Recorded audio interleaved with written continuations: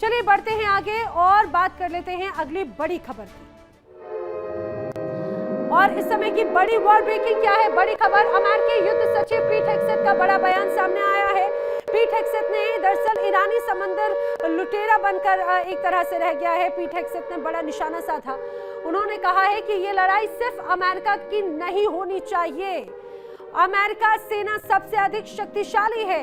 Iran की घेराबंदी आगे भी जारी रहेगी। वो तमाम बड़ी बातें हैं जो अमेरिकी सैन्य सचिव पीट हेग्सेथ की तरफ से कही गई, लेकिन इस बयान में कई महत्वपूर्ण बातें हैं।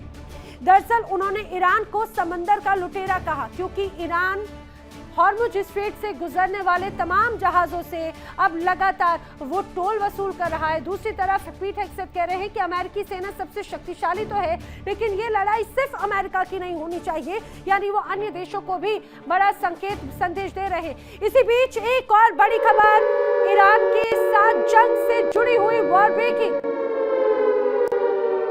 बड़ी खबर। ईरानी जंग के बीच विदेश दौरे पर अब्बास अराक्ची हैं। जी हाँ, ईरान जंग के बीच में विदेश दौरे पर जा रहे हैं अब्बास अराक्ची। ईरान के मंत्री हैं। इस्लामाबाद, मस्कत, मॉस्को अब्बास अराक्ची जाने वाले हैं। युद्ध के बीच में कूटनीतिक बातचीत को लेकर ही उनका ये विदेश दौरा है। लेकिन समझिए, पहले एक तरफ दूसरे दौर की बातचीत की बात कही जा रही थी, जो एक तरह से जब बैठकें होनी थी तब वो विफल रही क्योंकि ईरान ने क्लियर कट बात करने से मना कर दिया था। लेकिन अब अमेरिका ने जब सीज फायर को एक तरह से आगे बढ़ाया तो इस बीच अब बातचीत के लिए भी लगातार कोशिशें की जा रही हैं। चलिए बढ़ेंगे आगे। मिडिल ईस्ट में जंग के बीच अगर हर कोई किसी को सुनना चाहता है तो वो है मिस्टर डोनाल्ड ट्रंप। वही डोनाल्ड ट्रंप जो ईरान को साथ में जंग लड़ने के लिए जंग छेड़कर दुनिया को तबाही में धकेल चुके हैं। आज दुनिया तेल और गैस को लेकर परेशान हो रही है और ऐसी परेशानी इसीलिए हुई क्योंकि ट्रंप को ये लगता है कि ईरान परमाणु बम बना रहा है और वो तो शायद अमेरिका पर हमला भी कर दे। बस उनको आभास हुआ तो इजराइल के साथ में उन्होंने मिलकर युद्ध को अंजाम दे दिया। अब हाल ही में डोनाल्ड ट्रंप ने व्हाइट हाउस में एक प्रेस कॉन्फ्रेंस की और उस प्रेस कॉन्फ्रेंस में उन्होंने क्या क्या कहा, क्या क्या हुआ, आज उसको हम डिकोड करेंगे, बताएंगे। व्हाइट हाउस में डोनाल्ड ट्रंप ने कहा कि भाई हमें जंग में कोई जल्दबाजी नहीं है, हम स्थिर हैं, ईरान की घेराबंदी कर रहे हैं, ईरान परेशान है, ईरान का जवाब मिलने तक सीज़फायर जारी रहेगा। आखिर डोनाल्ड ट्रंप ने क्या क्या कहा है, आइए आपको वो पहले बयान सुनवा देते हैं। The little wise guy ships, I call them the wise guy ships, the little boats that they have running around with guns in them, and we'll take them out too when we see them. But their Navy is gone, their Air Force is gone, their anti-aircraft is gone, all of their anti-aircraft machinery is gone. Maybe they loaded up a little bit during the 2-week hiatus, but we'll knock that out in about one day if they did. We've done an amazing job. Their leaders are gone. You know, their leaders are all gone. Part of the problem is that, that's why I can't really answer your question, they have all new leadership and they're fighting like cats and dogs for who's going to control. Because we've created a real mess for them, but they've created a mess for the world over the last 47 years. They've killed a lot of our people. When you see a soldier, a young person, or now an older person, but a person without legs or without arms or with a face that got blown to pieces, most likely it was from Iran. It was Soleimani who I killed. Soleimani loved the roadside bomb. He was an evil genius. He was a brilliant general. Probably we wouldn't be as far advanced had I not taken him out. That was the beginning of it all. And then I ended the Obama horror show. The nuclear transaction that he made was horror. I gave him a road to the, you call it, I mean, what the deal.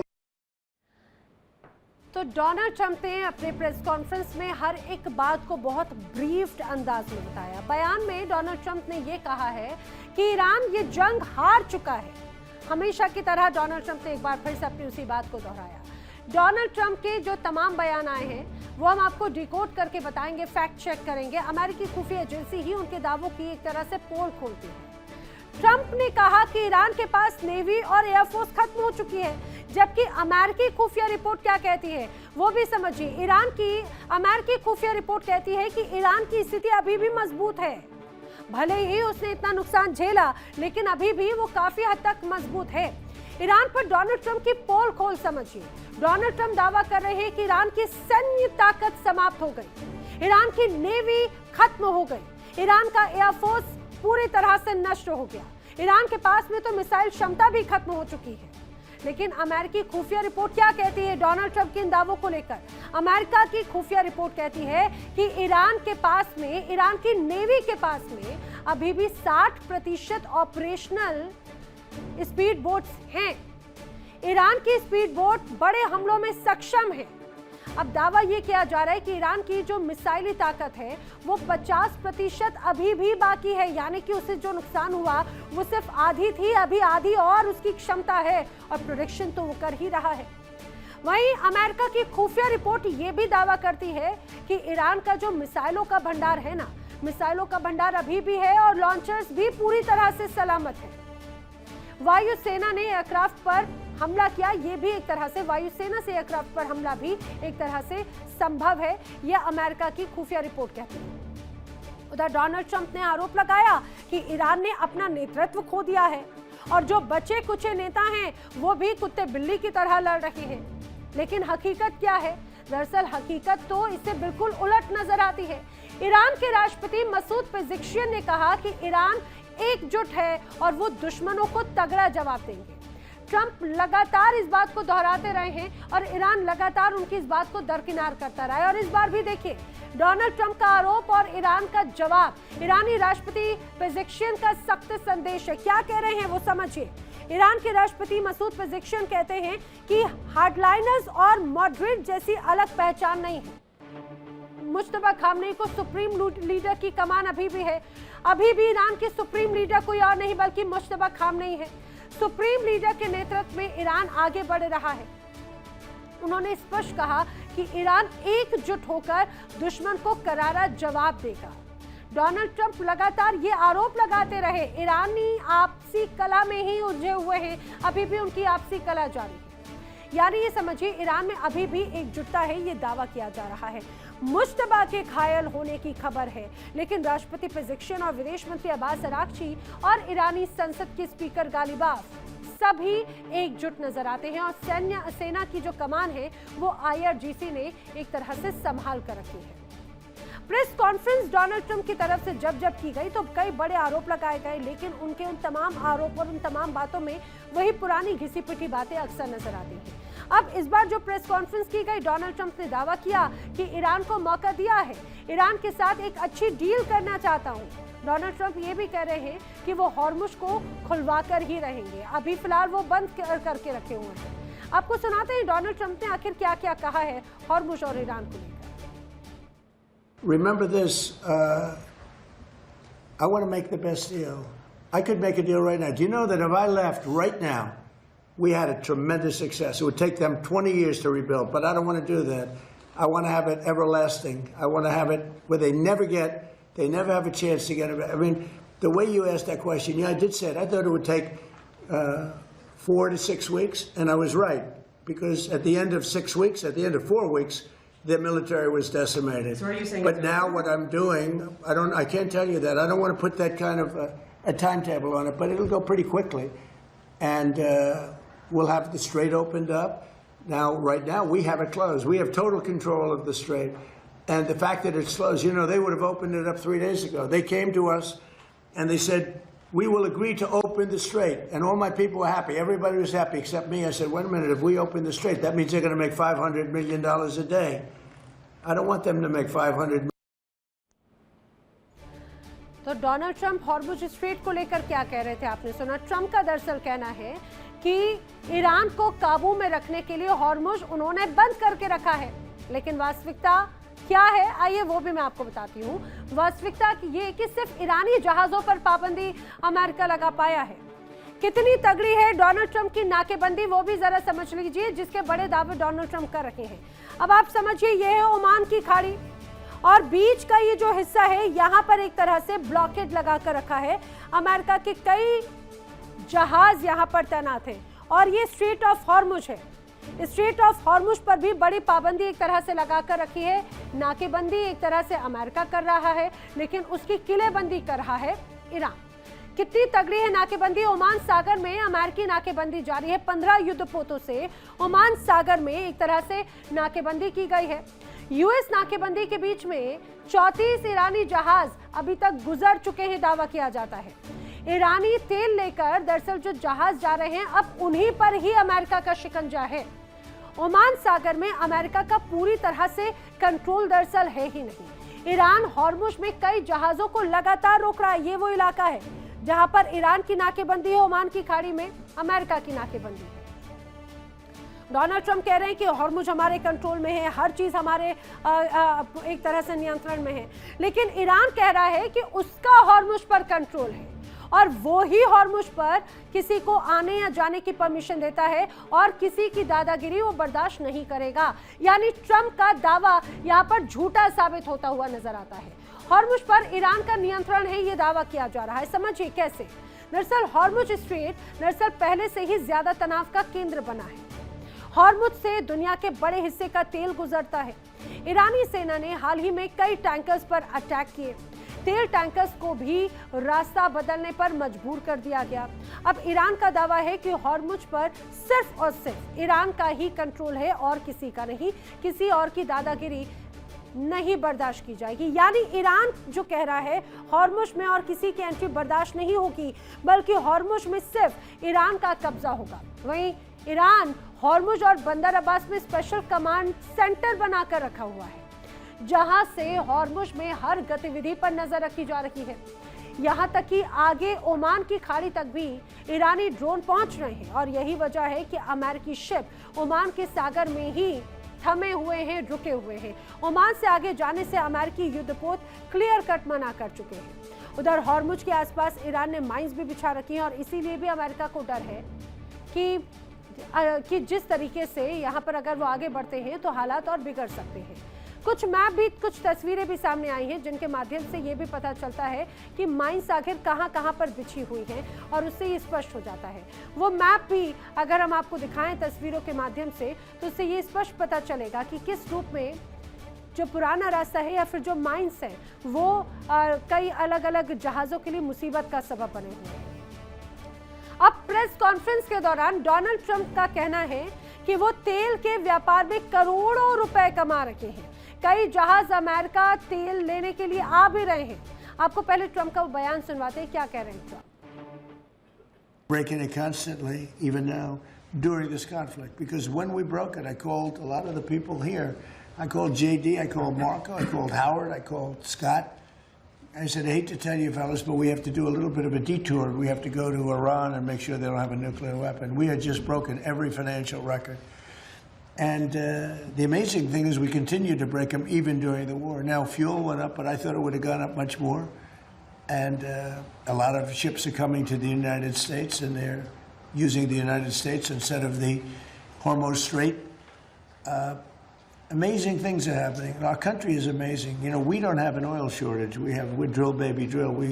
We are right now producing more oil than Saudi Arabia and Russia combined. Did you know that? More, and in about a year from now, we'll be doing double the level. And Venezuela has been fantastic. We have a great relationship with that country and with the people that are running the country. And we're taking in millions of barrels of oil, millions and millions from Venezuela. तो Donald Trump को आपने सुना। Donald Trump का दरअसल दावा है कि वो ईरान में अपनी सेना भेजेंगे और परमाणु हथियार ना होने की पुष्टि करेंगे। ये सुनिश्चित करेंगे कि ईरान के पास में परमाणु हथियार तो नहीं है। लेकिन कहना तो आसान है, वास्तविकता इससे पूरी तरह से अलग है। अगर ग्राउंड ऑपरेशन करने की तैयारी की गई अमेरिका की तरफ से तो अमेरिका का दांव उल्टा पड़ सकता है, ऐसे तमाम जानकार कहते हैं। आखिर कैसे ग्राउंड ऑपरेशन या बूट ऑन ग्राउंड्स की जो बात लगातार डोनाल्ड ट्रंप की तरफ से कही जाती है वो मुफीद नहीं है, उल्टा पड़ जाएगा ये जी ऑपरेशन का दाव। ईरान में ग्राउंड ऑपरेशंस का दाव कैसे उल्टा पड़ेगा समझिए। ईरान अमेरिकी सेना के साथ में टकराव के पक्ष में है। ईरान जमीनी कार्रवाई का जवाब देने के लिए पूरी तरह से तैयार है। ईरान ने अमेरिका के खिलाफ 10 लाख लड़ाके तैयार कर रखे हैं, ये दावा किया जाता है। अगर बूट ऑन ग्राउंड अमेरिका करता है तो उसके लिए ये जंग अपने आप में बड़ी घातक, बड़ी लंबी हो सकती है। उधर ट्रंप ये कह रहे हैं कि अमेरिका के पास में कई देश आ रहे हैं तेल खरीदने के लिए, लेकिन हकीकत यह है कि अमेरिकी तेलों की कीमत आसमान छू रही है। अमेरिका में खुद लोग इसका विरोध कर रहे हैं। जिस वेनेजुएला तेल की बात ट्रंप कर रहे हैं वो दरअसल बहुत गाढ़ा तेल है और उस तेल को रिफाइन करने के लिए कम गाढ़ा तेल की जरूरत होती है और वो तेल है ईरान के पास में, और इसीलिए बगैर ईरानी तेल के बाद वेनेजुएला के तेल की कोई मतलब, कोई वैल्यू ही नहीं होती। वेनेजुएला भी दरअसल पहले ईरान से हर दिन तेल लेता था और बाद में रिफाइनरी करने के बाद में ही उसे एक तरह से बेचता था। शायद डोनाल्ड ट्रंप इस बात को समझ नहीं पाए। ट्रंप का ईरानी तेल वाला प्लान क्या है वो भी जरा समझिए। वो प्लान फेल होगा या पास होगा ये तो नहीं कहा जा सकता, लेकिन डोनाल्ड ट्रंप बड़ी रणनीति तैयार कर रहे हैं। वेनेजुएला पहले भी ईरान का तेल खरीदता रहता था, जिस वेनेजुएला के तेल पर अब अमेरिका ने एक तरह से अपना दावा ठोका है, उसे अपने कंट्रोल में होने की बात कही है। जो मादुरो सरकार थी वेनेजुएला की, मादुरो सरकार ने रोजाना 4 लाख बैरल तेल खरीदा है ईरान से। वेनेजुएला का तेल ईरान के तेल में मिलाया जाता है और दोनों तेल को मिलाने के बाद में एक तरह से उन्हें रिफाइन किया जाता है और उसके बाद में ही वो एक तरह से काम का रहता है। अब ट्रंप ये चाहते हैं कि जो वेनेजुएला का तेल है उसके बाद में ईरान के तेल पर भी कब्जा किया जाए, क्योंकि वेनेजुएला को तो कंट्रोल में ले लिया, लेकिन जब तक ईरान के तेल की अगर जरूरत खत्म नहीं हुई तो वेनेजुएला पर कंट्रोल या उसके तेल का कोई औचित्य ही नहीं रह जाता। अब अमेरिका का दावा झूठा है कि उसके और कई देश जा रहे हैं, बल्कि हकीकत मिडिल ईस्ट में तेल अभी भी निकल रहा है और कुछ देश रूस की तरफ रुख कर रहे हैं तो कुछ देश मिडिल ईस्ट के दूसरे देशों से तेल ले रहे हैं। अब प्रेस कॉन्फ्रेंस के समय डोनाल्ड ट्रंप ने कहा कि वो ईरान के साथ जंग में परमाणु हथियार का इस्तेमाल नहीं करेंगे। पहले आपको सुनाते हैं ट्रंप का वो बयान, फिर उसकी हकीकत क्या है बताएंगे। Why would I use a nuclear weapon when we've totally, in a very conventional way, decimated them without it? No, I wouldn't use it. A nuclear weapon should never be allowed to be used by anybody. तो Donald Trump एक बार फिर से बड़े बड़े दावे, बड़ी बड़ी बातें कर रहे हैं। डोनाल्ड ट्रंप कह रहे हैं कि वो ईरानी जंग में परमाणु हथियारों का इस्तेमाल नहीं करेंगे और रिपोर्टर्स को बेवकूफ़ी वाला सवाल तक कह दिया। लेकिन खबर तो कुछ और है। हाल ही में जब अमेरिकी फाइटर जेट्स गिरे और पायलट वहां पर फंसा रहा तो फिर ट्रंप आग बबूला हो गए थे। उसका खुलासा खुद पूर्व CIA के अधिकारी की तरफ से किया गया। दरअसल सनकपन में डोनाल्ड ट्रंप परमाणु अटैक करने की भी प्लानिंग में थे, ये भी दावा किया जाता है और इसका खुलासा किसी और ने नहीं बल्कि CIA के एक ऑफिसर की ही तरफ से किया गया है। डोनाल्ड ट्रंप का सनकीपन आखिर किस तरह से अब अमेरिका के लिए घातक होता नजर आता है, समझिए। डोनाल्ड ट्रंप लगातार दबाव बनाने की कोशिश करते हैं, ईरान पर परमाणु हमला करने की तैयारी कर रहे थे डोनाल्ड ट्रंप, ये दावा किया जाता है। इमरजेंसी जब मीटिंग चल रही थी तो इस दौरान डोनाल्ड ट्रंप ने बाकायदा फैसला लिया। ट्रंप ने एटमी कोड्स इस्तेमाल करने की भी कोशिश की। इमरजेंसी मीटिंग में जनरल डेनकेन भी मौजूद थे और डेनकेन ने ही डोनाल्ड ट्रंप को कोड्स का इस्तेमाल करने से रोका था। अमेरिका के जॉइंट चीफ ऑफ स्टाफ है दरअसल डेनकेन। पूर्व CIA एक्सपर्ट लैरी जॉनसन ने यह दावा किया है कि डोनाल्ड ट्रंप उस समय भी चाहते थे कि वो एटमी कोड्स का इस्तेमाल करें, लेकिन उन्हें बड़ी मुश्किल के साथ में रोका गया। तो डोनाल्ड ट्रंप ने अपनी इस प्रेस कॉन्फ्रेंस में जो तमाम बड़े दावे किए, आधे से ज्यादा वो खोखले थे।